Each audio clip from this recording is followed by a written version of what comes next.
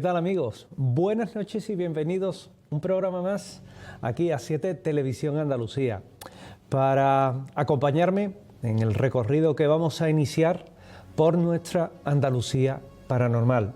Un programa, el de hoy, el que va a tratar sobre temas que seguro le van a interesar, porque nos vamos a ir de investigación a la denominada como Casa del Camionero, para a continuación seguir hablando de cine, de una película extraordinaria que hoy quiero recordar y quiero que recuerden conmigo, Al final de la escalera.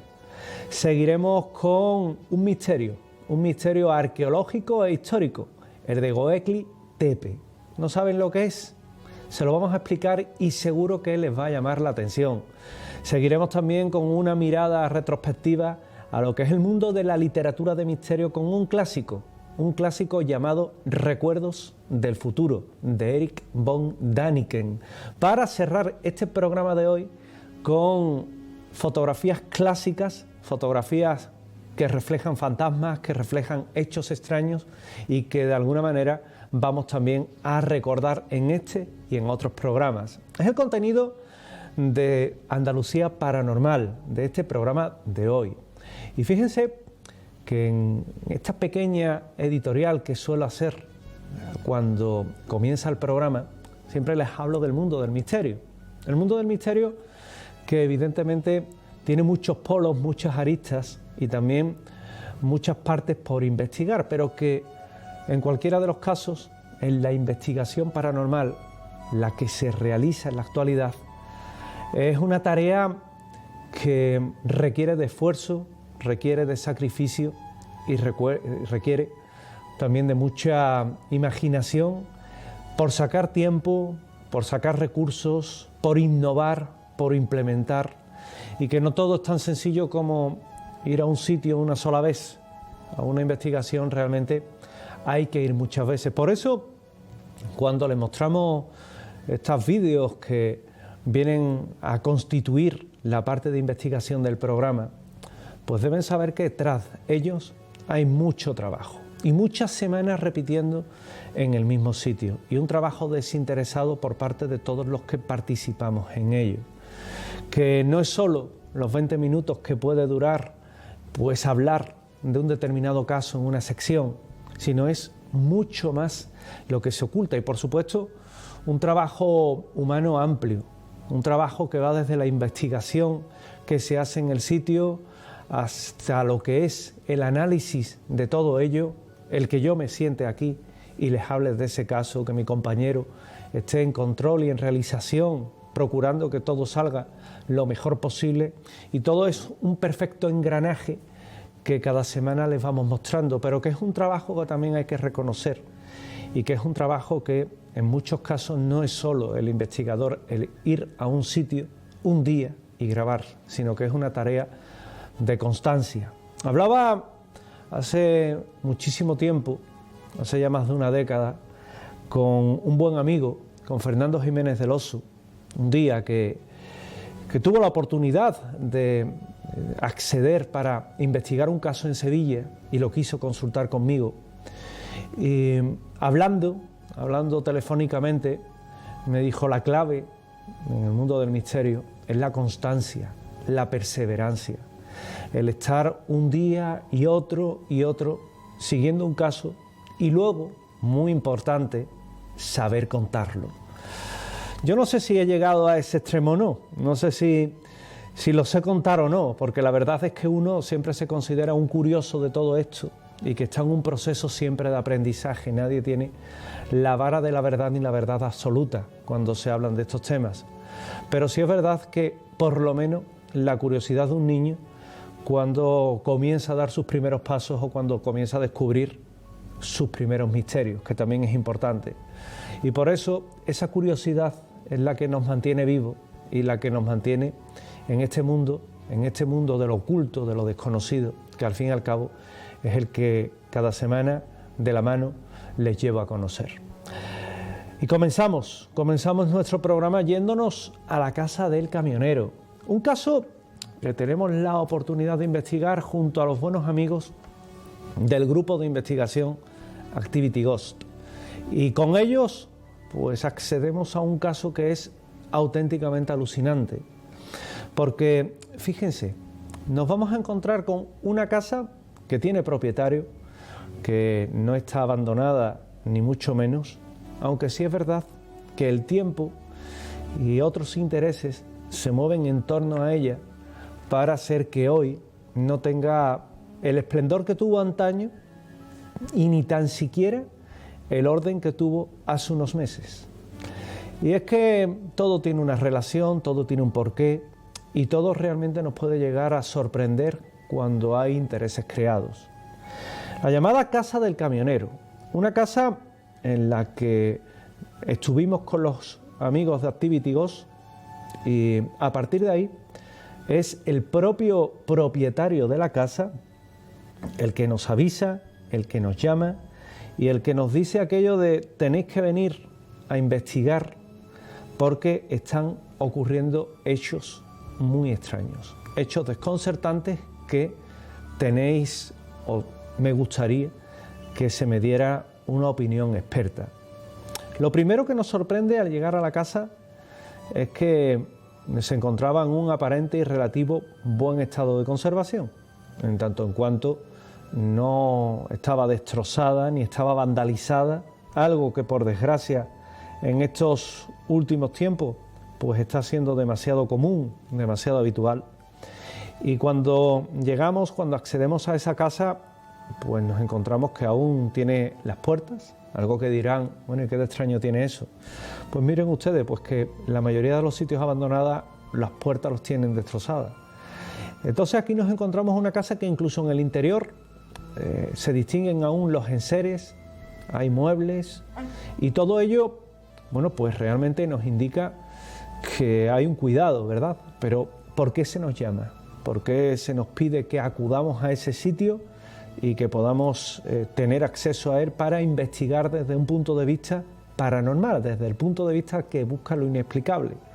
Pues porque su propietario nos informa que en el interior ocurren hechos extraños, que se mueven en este caso las sillas, que se escuchan pisadas, que se escuchan voces y que de alguna forma pues está comenzando a constituir la vida en su interior como casi un imposible, al punto que ya hace un tiempo, bastante quizás, se ha tenido que dejar y se han tenido que ir de allí.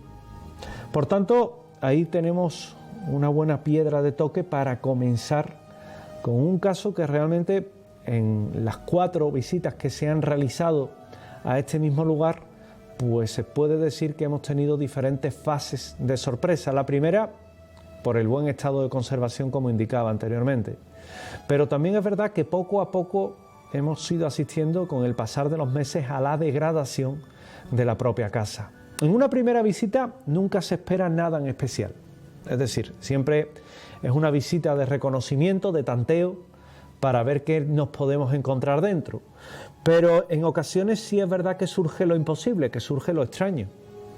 Y aquí es donde nos sorprendemos porque en este inmueble, al comenzar a colocar todo el equipo, a comenzar a colocar todo lo que es las grabadoras y aparatos que nos tienen que servir para registrar posibles inclusiones psicofónicas, pues lo que nos vamos encontrando es que realmente se comienzan a captar sonidos extraños, se comienzan a captar voces que lo que indican, y esto es muy sintomático, por ejemplo, es jugar. Se nos dice jugar, literalmente. También se llama a un hombre. Como pueden ver, el interior de la casa tiene un estado de conservación, reitero, bastante interesante. Es decir, no es el típico cortijo abandonado en medio del campo, sino que aún, bueno, pues se pueden ver los muebles, se pueden ver enseres en determinados lugares. Evidentemente es una casa que se ha ido dejando, pero que mantiene esa sobriedad, pero también ese estado intacto, ¿verdad? Y esas psicofonías, pues lo que nos van es indicando que realmente algo pudiera haber en el interior. Igualmente, puertas que se abren y se cierran solas, que no se saben bien pues el porqué o la razón por la que se produce ese movimiento tan particular, tan extraño, e incluso, bueno, pues el habitual fenómeno de la termogénesis, es decir, las bajadas fuertes de temperatura que se pueden cifrar incluso en una decena de grados, algo que es lo suficientemente alto como para decirnos que en ese lugar, en esa casa, es casi imposible, porque entre otras cosas, como pueden ver, pues tiene ventanas, tiene cristales, tiene puertas, no hay corriente, la temperatura se mantiene relativamente estable y bueno, es extraño llegar, por ejemplo, y que la temperatura dentro del mismo esté a unos 17 grados y cuando se realiza la investigación comienza a bajar por fases de una forma abrupta hasta colocarse 10-12 grados por debajo de la misma y luego volver a repuntar. Es decir, es muy complicado.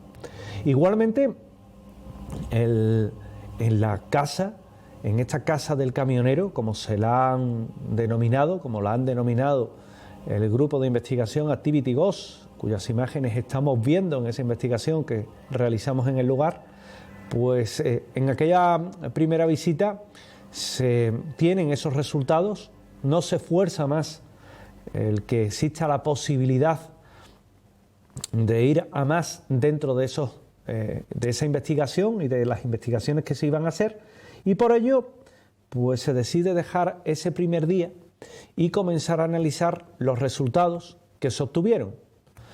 Pasan unas semanas y se vuelve por segunda vez a esa casa y se comienza nuevamente con lo que son mediciones con los detectores de presencia, incluso se llega a poner una máquina, la Kinet, que en alguna ocasión ya la hemos mostrado de cara a cámara y que lo que muestra de una forma esquemática es lo que podríamos denominar como una especie de muñeco muy esquematizado, muy a trazos, hecho simplemente con lo que son, como si se jugara al arcado, es decir, el típico redondel con la cabeza y los palitos que van formando tanto el tronco como los brazos y las piernas. Es básicamente como lo representa la Kinet, hablando de una forma y explicándolo de una forma muy sencilla.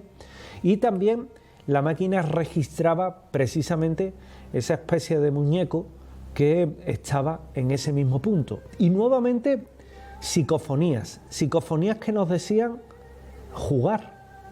¿Pero a qué quería decir eso de jugar? También hay otro detalle que nos llama la atención y que es algo brillante. Mientras, como pueden ver, la cámara comenzaba a ser extraños. Comenzaba a ponerse desenfocada, es decir, incluso borrosa. En un primer momento creímos que podría tratarse simplemente de vapor condensado en el objetivo, pero la verdad es que parecía que algo estaba interactuando con ese zoom. Y como pueden ver, incluso, bueno, teteras, sillas, una tetera y una silla que va a tener también un especial protagonista en sucesivas visitas. Las psicofonías, que era donde me había quedado, lo que indicaba era algo brillante, pero algo brillante ¿a qué se refiere? ¿Qué nos quiere decir eso de algo brillante? Realmente nos extrañaba, realmente nos llamaba la atención y se le pregunta de la mano tanto de José Lérida como de Luis Lérida y Lolo, el tercer miembro de Activity Ghost, preguntan por qué es ese algo brillante y simplemente surge una voz que dice escondido. ¿Hay escondido algo brillante en este lugar? Sí, es la respuesta. Por lo tanto, algo en referencia a ello había que buscar.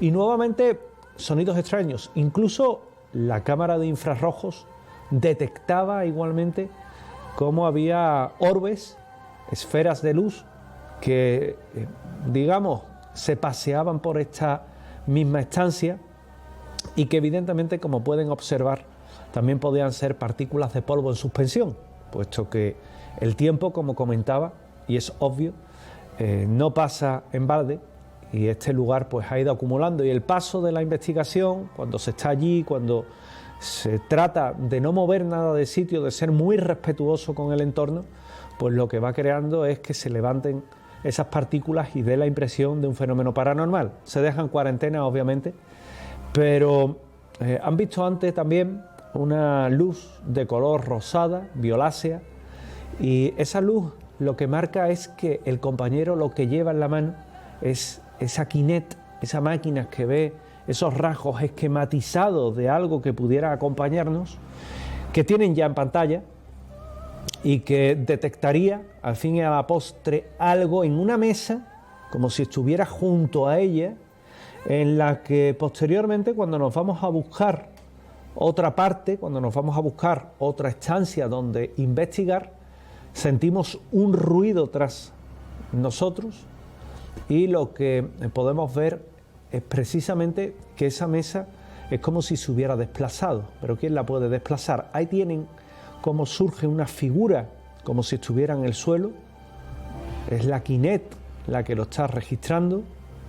Y posteriormente, en esa misma mesa, que es donde está la tetera, que es donde está el juego de café, pues vamos a escuchar, vamos a sentir cómo hay algo, ¿verdad?, que lo mueve. Ahí a la vera de la chimenea, esa forma que parece estar en el suelo, que parece como si se arrastrara y que evidentemente creaba la inquietud al equipo de investigación y que, como pueden ver, es algo objetivo. Ahí a simple vista no hay nada, simplemente el sofá, la chimenea, y cuando se enfoca ahí tienen como si hubiera alguien que se estuviera arrastrando, como si estuviera a gatas. Realmente impresiona, impresiona porque todo ello va junto a las psicofonías que se graban y también junto a esos descensos de temperaturas que se tienen la ocasión de sentir y que son tan extraordinarios, o también, como no, a esas particularidades que tenemos en la casa en cuanto a orbes, en cuanto a pisadas, en cuanto a todo lo que es puertas que parece abrir o cerrar alguien que evidentemente no está con nosotros y que nosotros no sentimos. Y nuevamente, como pueden ver, ese extraño ser, ese extraño personaje que está captando la cámara y que desde luego no deja lugar a dudas de lo que un aparato que es objetivo, es decir, no se vale de sugestión ni de miedo, pues parece estar captando en ese mismo lugar. Aquel mismo día se comunica con el propietario de la casa y el propietario de la casa lo que nos indica es que no sabe a qué se puede estar refiriendo cuando dice aquello de objeto brillante escondido. Realmente no tiene constancia que se hubiera escondido nada, pero él lo único que comenta es que se iba a informar. De esa forma seguimos la investigación, hay una tercera visita y en esa tercera visita nos encontramos con otro fenómeno extraño, que quizás es más del más acá que del más allá, y es que la casa ya empezaba a parecer como revuelta, como si alguien la hubiera removido, como si alguien hubiera trasteado por ella, y evidentemente eso era sinónimo que quizás ese objeto brillante escondido que habíamos captado pues podía estar marcando algo que a algún miembro de esa familia pues le llamó tanto la atención como para querer buscarlo y comenzar aquel caos, aquel desorden. Aquel mismo día también al integrante del equipo, a José Lérida, pues le viene a ocurrir algo muy extraño, que es estando en una habitación superior, de la planta superior, que también se conserva en el mismo estado de conservación, es decir, que está bastante bien, pues ellos al entrar en una habitación se les cierra la puerta de una forma abrupta, de una forma bastante impresionante. Tanto Lolo como José Lérida se encuentran ahí en ese momento y José lo que tiene es un fenómeno de parálisis en el cual se queda absolutamente quieto, no podía mover un músculo y fue un momento de gran tensión en el que esa sorpresa de esa puerta que se cierra, sumado a los sonidos que se escuchaban en el pasillo, como si alguien estuviera andando, y esa parálisis que él siente, pues hace que desistan y que se abandonara aquella investigación, porque ante todo, en una investigación paranormal, lo que prima también es la seguridad de quien las realiza. Y en esta ocasión, como estaba en duda, se ponía en duda, pues se atreven a dejarlo. Fíjense qué curioso, porque nuevamente en la Kinect aparecen dos formas, en esta ocasión ya no es una, sino dos, las que parecen interactuar en ese mismo lugar, y esto también viene a destacar en un momento en el que curiosamente en esa máquina pues aparece otra voz, una segunda voz, como si hubiera dos presencias que nuevamente llamaba a jugar. Jugar, que tal vez es lo que ocurrió en esa planta cuando se cierra esa puerta de una forma tan sorprendente, y a partir de ahí es cuando comienza realmente ese miedo que sienten los investigadores. Hay una cuarta y una quinta visita a este lugar, una cuarta y una quinta visita en la que se realizan diferentes pruebas, diferentes mediciones, en las que ya la casa aparece muy revuelta, aparece como si hubieran andado por los cajones, como si hubieran de alguna forma estado buscando algo. Las pruebas a nivel psicofónico siguen dando un resultado positivo, la Kinect sigue dando un resultado positivo, y queda saber qué está pasando en este lugar. Porque evidentemente una investigación no se puede quedar simplemente en lo espectacular, simplemente en aquello que nos llama la atención y que de alguna forma es lo que más impacto le crea a la persona, sino también hay que buscar respuestas. Se consulta si en ese mismo punto ha ocurrido algún hecho luctuoso, y simplemente pues nos indican que no tienen constancia de ello. Les indicamos también si se ha guardado algo, o si saben si sus padres o los anteriores propietarios de haberlos tenido pues han ocultado algo en esa casa, también negativo.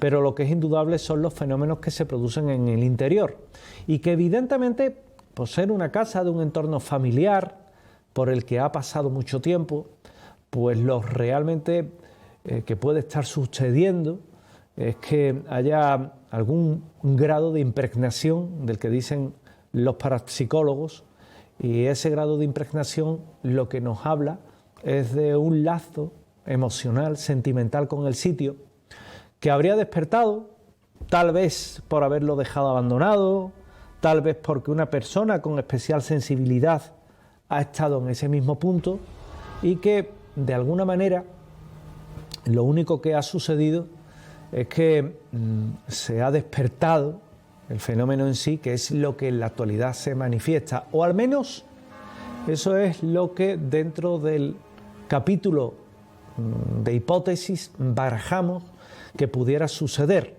porque igualmente cuando se han hecho pruebas de psicofonías abiertas, incluso psicofonías de bobina o con la Spirit Radio, ese aparato que saben que es análogo a la Ovilus, los resultados nuevamente con máquinas que son objetivas han sido positivos, y eso lo que nos lleva nuevamente es a pensar que inexcusablemente en este punto suceden hechos extraños, en este punto suceden hechos que son cuando menos dignos de estudiar, y que tiene también una nueva sorpresa, porque fíjense que tras 5 visitas al sitio hay un momento en el que los propietarios de esta casa del camionero pues simplemente indican de una forma muy amable que no se va a poder seguir investigando, que se va a cortar la investigación que se está llevando a cabo, reitero, de forma altruista, y en la que los investigadores tratan de arrojar luz,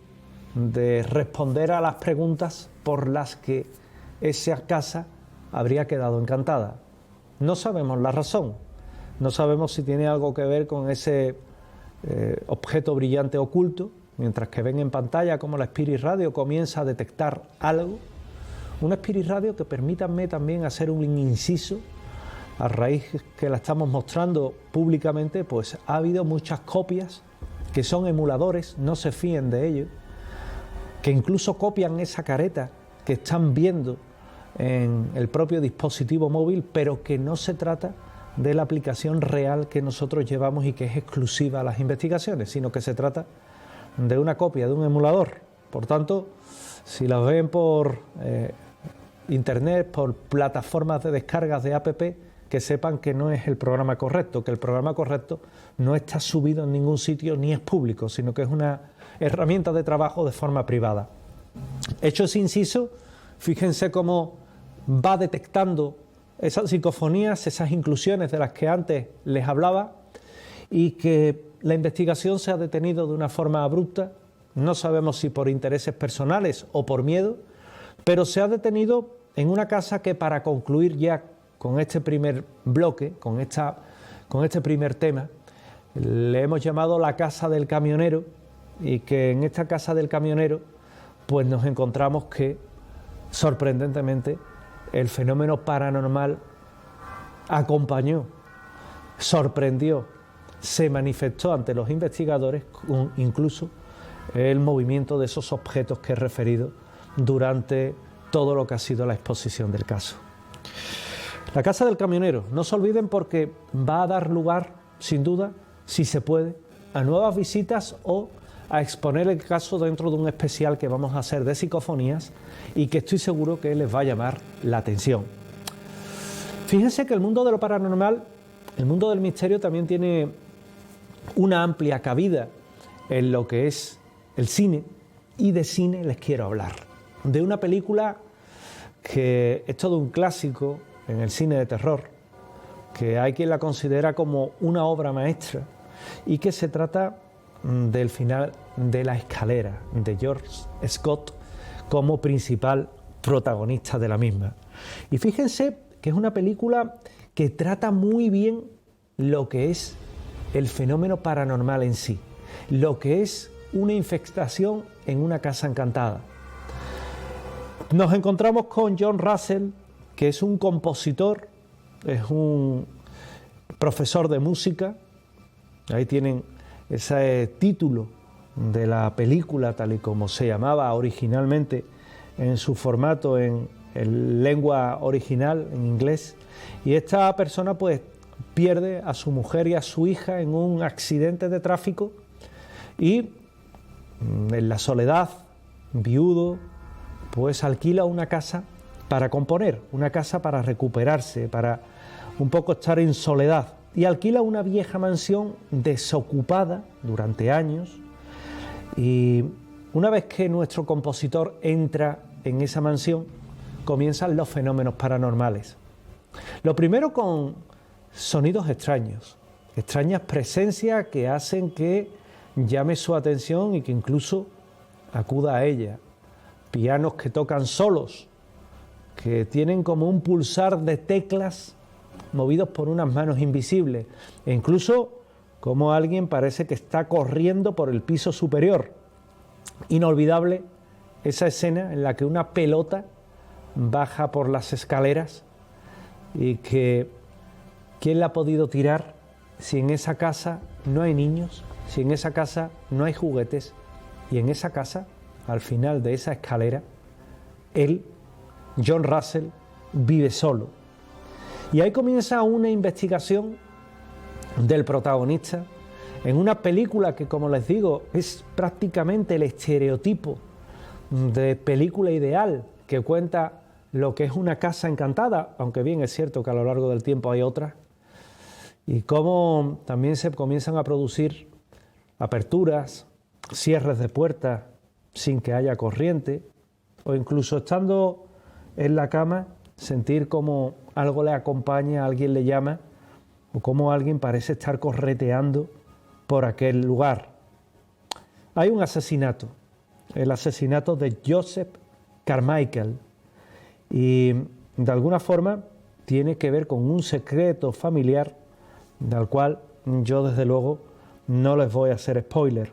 Pero sí es verdad que al final de La Escalera es una película que se produjo y se grabó en Canadá, que algunas escenas estaban grabadas en Seattle o en Nueva York, y donde los interiores, por ejemplo, de la universidad, en teoría donde se desarrolla toda la acción, son de la Universidad de Toronto, y las escenas que, por ejemplo, también pertenecen a partes de Hotel Europe en Vancouver, que, como pueden imaginarse, hacen que la película tenga una excelente fotografía. Sea como fuere, El final de la escalera hoy día se la considera una película del cine de terror, un clásico, que tiene incluso una derivación en el mundo real, una derivación en la cual nos habla que hay un caso muy similar en el que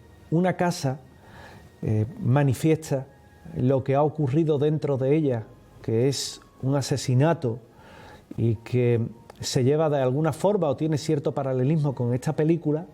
Y El final de la escalera, que si tienen la ocasión de verla, si tienen la ocasión de disfrutar de ella, una película que evidentemente es un clásico del género de terror, pues van a quedarse sorprendidos. Terror psicológico, no es terror explícito, sino terror psicológico el que nos va a llevar, el que nos va a acompañar por esos pasillos, que vamos a ponernos en la piel con una cámara subjetiva del propio John Russell, del propio actor George Scott, y que vamos a ir descubriendo poco a poco, paso a paso, tras la tragedia, por qué una casa puede quedar encantada y por qué a una persona se le puede manifestar. Por si acaso, permítanme que les dé un consejo. Si alguna vez alquilan una casa, si alquilan o compran una casa en alguna ocasión, si alguna vez tienen la oportunidad de encontrar un chollo, como se dice, tengan la oportunidad también de investigar un poco el pasado del sitio, mucho más si es una casa antigua. ¿Qué ha pasado? ¿Quién ha vivido? Puede que no pase nada, pero pueden también encontrarse que tras lo que va a ser un futuro espléndido y casi, permítanme, el hogar de sus sueños se puede convertir en su pesadilla. Por tanto, ahí les dejo ese guante tirado y una película que ver, una película que recordar que es Al final de la escalera, que créanme, les va a gustar. Hacemos una pequeña pausa, hacemos un pequeño apartado, hacemos un pequeño paréntesis en este programa y continuamos hablando de un lugar que pone en jaque a la historia, Göbekli Tepe.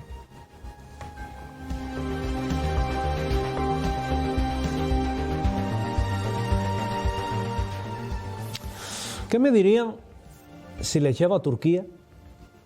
Una tierra magnífica que tiene innumerables lugares que ver, desde la propia Estambul, con todo lo que es esa magna edificación como es Santa Sofía, poder visitar también las ruinas de Troya, poder estar en lo que son esas orillas del Bósforo, que es la parte que divide lo que es Europa de lo que es Asia, o el lugar físico donde dicen que efectivamente se acaba una parte y empieza la otra. Pero ¿qué me dirían si les llevo a una tierra con mucha historia? Hoy Turquía, antaño el Imperio Otomano, anteriormente parte del Imperio Persa, y que hay un lugar que pone en jaque a la historia. Se llama Göbekli Tepe. Y dirán que ¿qué tiene este sitio de particular? Pues permítanme que les explique que Göbekli Tepe es un santuario, el santuario más antiguo que se conoce en la historia de la humanidad. Un lugar en el cual se dio un salto en el Neolítico y se pasó de tener todo lo que son precisamente esa sociedad que se consideraba que era una sociedad nómada, para pasar a ser ¿qué? Bueno, pasar a ser nada más y nada menos que agricultora, cazadora, tener un punto fijo. Y en este punto de Göbekli Tepe, al cual están viendo una toma, una vista aérea, una recreación, una reproducción, así como una breve explicación precisamente de lo que era ese templo, pues nos vamos a encontrar que hay una pequeña muralla de protección, así como también hay una serie de divisiones, 12 divisiones que están perfectamente flanqueadas, y este lugar se le conoce, fíjense qué atractivo el nombre, el punto cero de la historia. Göbekli Tepe, su descubrimiento revolucionó todo lo que es el concepto de la historia humana. En muchas ocasiones se dice que la historia hay que reescribirla, y créanme que es así, que la historia exigiría que una parte de ella, no estoy evidentemente atacando a los historiadores ni mucho menos, pero sí ellos mismos han convenido conmigo que hay puntos de nuestra historia que sí es conveniente hacerle una revisión incluso a las fechas. Göbekli Tepe es un yacimiento que se encuentra a unos 12 kilómetros de la antigua Edesa, de lo que es la ciudad de Sanliurfa. Se encuentra en plena Mesopotamia y en uno de los puntos crecientes junto a los ríos que son, en este caso, los más conocidos de toda la zona, el Tigris y el Éufrates. Cuna de civilizaciones, allá donde dicen que estuvo nada más y nada menos que el propio paraíso. Y ahí nos tenemos que ubicar para irnos hace 12.000 años, entre los años 9.600 a.C. y 8.200. Y se entiende que cuando estamos en este lugar, estamos ante posiblemente el templo más antiguo de la historia, muy por lo alto de Stonehenge, en Inglaterra, 7.100 años antes que las pirámides de Egipto y 6.100 años antes que el templo de Gantilla en Malta. El complejo de Göbekli Tepe hoy día es uno de los centros arqueológicos más importantes del mundo. Se llevó a cabo un estudio arqueológico muy importante en el año 1963 por un equipo de la Universidad de Estambul en conjunción con miembros de la Universidad de Chicago.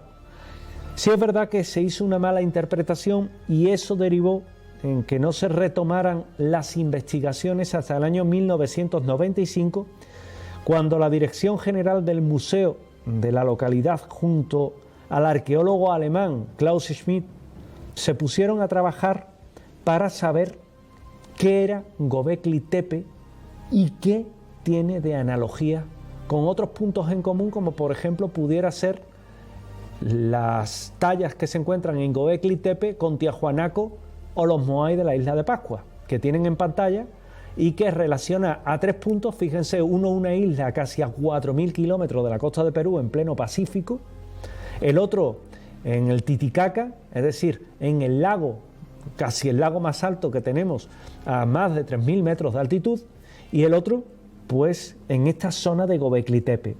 Göbekli Tepe no fue levantado con unos fines para ser habitado, sino era un punto religioso, un espacio donde se congregaban todos para tener un punto ritualístico.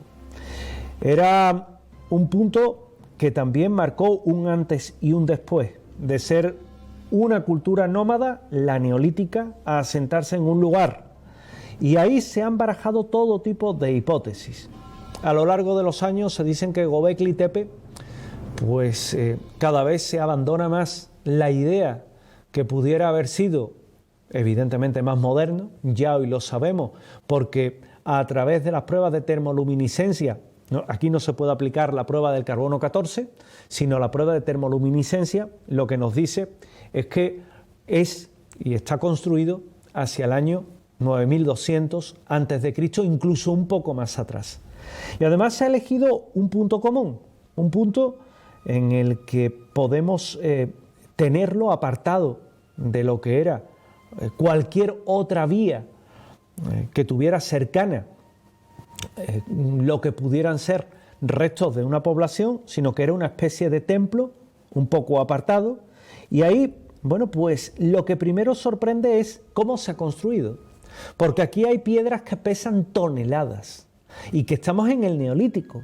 Esas piedras tendrían que haber sido trabajadas, tratadas con herramientas de sílex, o eso nos dice la historia. Hablamos de una época en la que no se tenían herramientas metálicas y no se sabe bien a día de hoy cómo podría y pudo haber sido hecho, cómo pudieron haber sido cortados casi de forma perfecta esos monolitos, cómo pudieron haber sido colocados sin sufrir roturas ni desperfectas y llevados hasta ese emplazamiento piedras de semejante tamaño y semejante peso, pero principalmente cómo fueron talladas, cómo fueron labradas, cómo se marcaron esos dibujos con esas herramientas que no podían con la dureza de esa piedra. No se sabe bien, pero todavía mucho peor lo que les voy a contar. Y es que ese lugar quedó sepultado, quedó enterrado. Es decir, un lugar que costó, créanme, sangre, sudor y esfuerzo, como decía Churchill, el ser construido en un lejano pasado, pues sin saber cómo fue deliberadamente enterrado, y fue enterrado con toneladas de tierra, que es lo que también le ha servido mantenerse en un estado tan excelente de conservación, excelente evidentemente dentro de lo que el paso del tiempo indica. Y hoy eso ha permitido que mucho esté intacto y que nos permita saber mucho más del misterio de Göbekli Tepe. El sitio arqueológico se extiende sobre un área de 300 metros de ancho. La primera estructura se encontró en 1995 y en él estuvo trabajando hasta el momento de su muerte el propio Klaus Schmidt hasta 2014. Pudo descubrir otras 4 estructuras construidas una encima de la otra y que supera un periodo de un milenio. Las prospecciones geofísicas demostraron que el yacimiento puede alcanzar una extensión de aproximadamente 90.000 metros cuadrados y que aún quedan sepultadas por los perfiladores sísmicos que se han hecho 15 estructuras y que podría haber incluso construcciones mucho más antiguas de las que actualmente se tienen. En la actualidad, si van a Göbekli Tepe, lo que van a poder ver es un centro de interpretación en el que se acceden las visitas, en el que van a ver esas escenas de animales, jabalíes y otros animales de caza que se pueden ver, pero también animales o seres antropomorfos. Yo no voy a recurrir a la hipótesis de los aliens ancestrales, que es muy sugerente, pero sí al grado de desconocimiento que aún tenemos de estas zonas del mundo y en la cual, pues evidentemente, incluso vienen reflejados lo que son animales con dientes de sable, que son antiguos, y en un punto en el que en la actualidad se sigue excavando y que es el yacimiento, como les indicaba, más antiguo de Turquía. Göbekli Tepe poco a poco ha ido cobrando una gran notoriedad. Hay que recordar que es patrimonio de la humanidad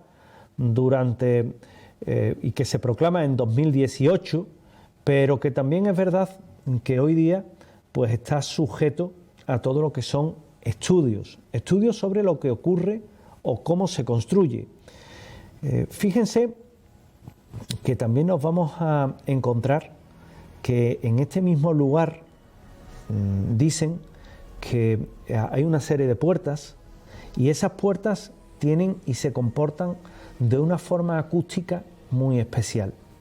Con frecuencia también se indica que en este mismo lugar nos vamos a encontrar, nos vamos a topar con lo que muchos llaman pues puertas rituales, que otros, los más osados, le dicen que son puertas dimensionales. Yo no voy a llegar a tanto, pero sí es verdad que Göbekli Tepe esconde muchos misterios.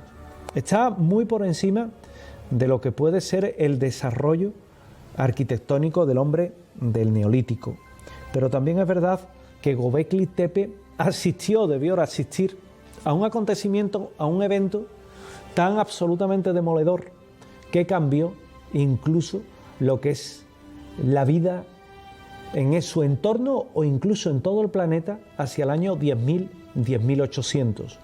Y que es posible que todas esas construcciones que quedan por descubrir nos muestren qué es lo que pudo suceder.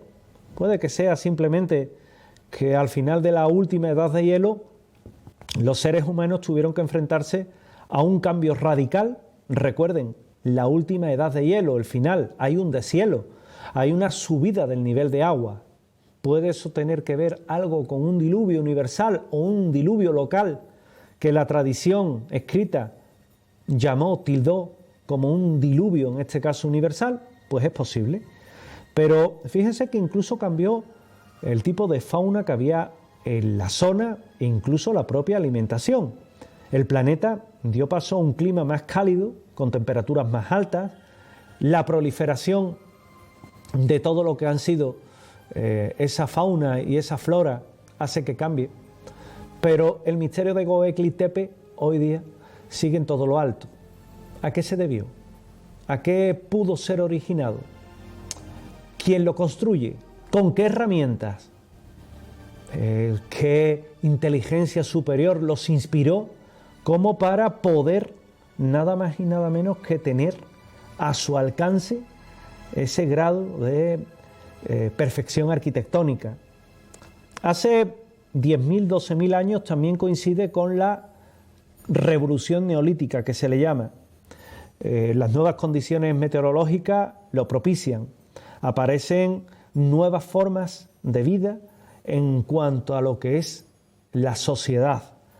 Aparecen pueblos, aparecen ciudades, agricultura, ganadería perfeccionada, incluso artes, las primeras monarquías, y todo eso hace que en Göbekli Tepe se le siga dando vuelta a la historia, se le siga tratando de ver cómo se construyeron en aquella colina esos monolitos en forma de T de más de 7 toneladas de peso, capa sobre capa, y ese sitio que evidentemente en la actualidad les puedo decir que solo se ha excavado el 5% de lo que podemos descubrir en su interior, y que esa catedral erigida por aquella humanidad de hace casi 12.000 años, pues estaría también impulsada, estaría también inspirada por un conocimiento, una inteligencia que se acabó perdiendo. El esfuerzo coordinado para la construcción de los monolitos creó una base de trabajo que desarrollaría lo que eran sociedades más complejas, o eso es lo que afirma el propio Klaus Schmidt.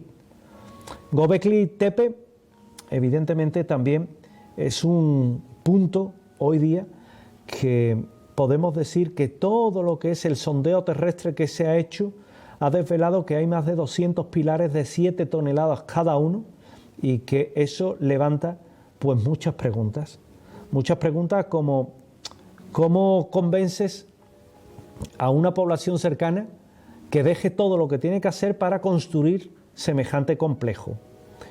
¿Eran esclavos? ¿De dónde procede toda esa mano de obra?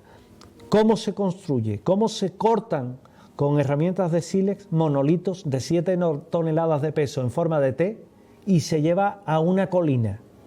Recuerden que la rueda no tenía uso en esta época, que es que se desconocía.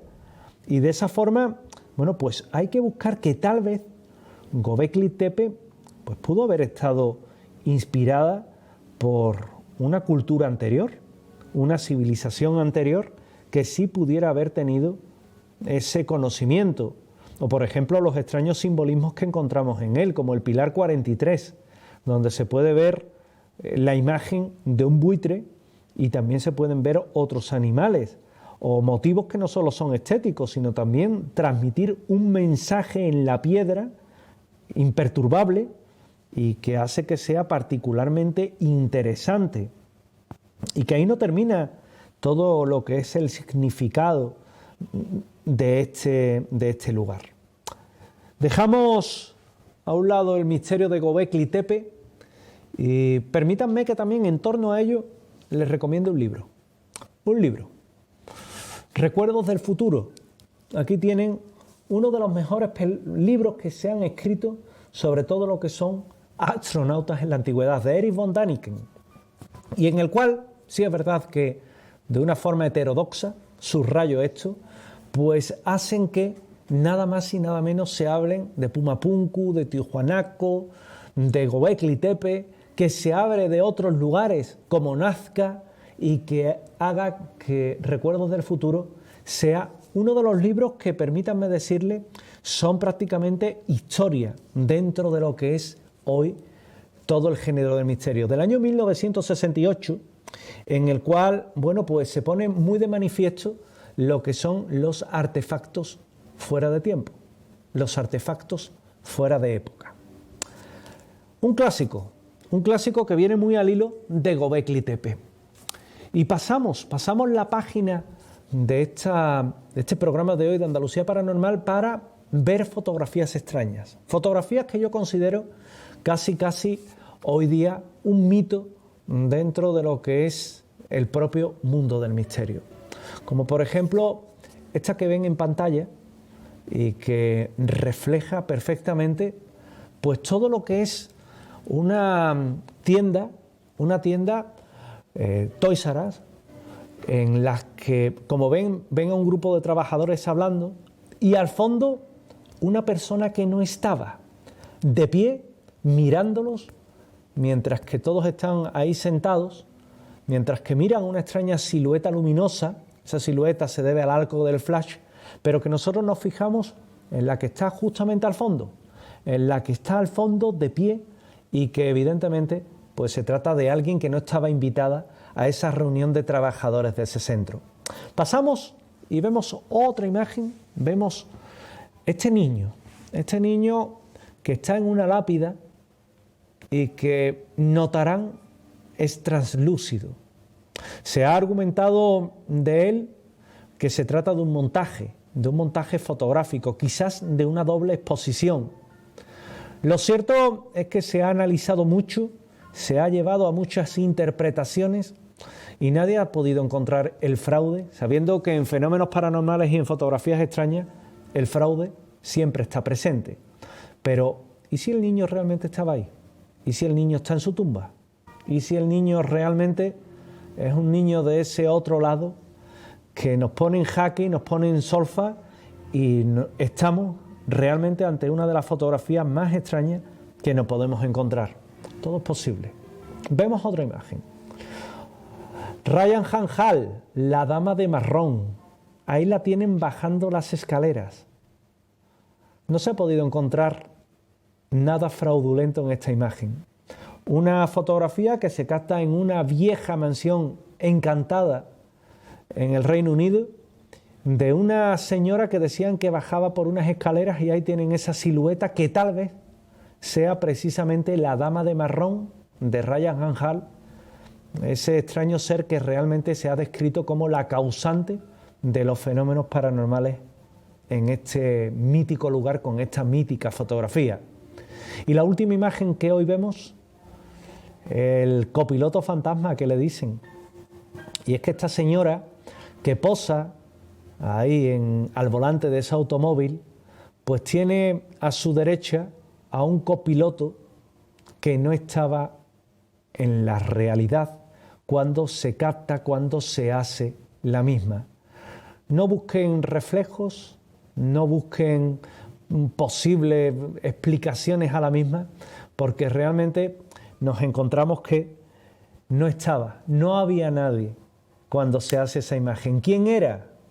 Muchas veces un fenómeno paranormal está sujeto a ser captado cuando se hacen fotografías. Por eso el barrido fotográfico, cuando se va a un lugar encantado, es tan importante, y por eso el barrido fotográfico es vital para recrear, documentar una investigación. Hasta aquí un programa intenso de Andalucía Paranormal en 7 Televisión. Recuerden que tienen una cita la próxima semana con todos nosotros aquí en 7 Televisión Andalucía, y que también pueden disfrutar de este mismo programa a través de nuestra página web de 7 Televisión Andalucía. Nosotros tenemos una cita la próxima semana, mismo sitio, misma hora. Les espero.